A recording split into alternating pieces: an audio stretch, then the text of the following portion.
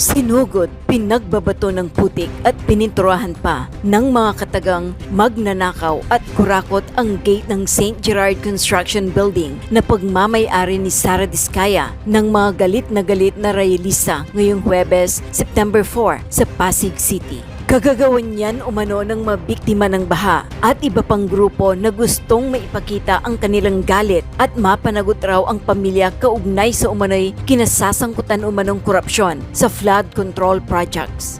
Makikita sa video, ang mga security guard ng Diskaya ay tulong-tulong na inaalalayan ng gate. Ayon sa mga grupo, nais lamang nilang maipakita ang galit ng mamamayan na habang marami ang namumblema sa sunod-sunod na pagbaha, marami naman ang nalulubog ng mga kontratista sa pera. Isa sa mga nauna sa protest na ito ay ang People's Surge National Alliance of the Disaster Survivors and Victims.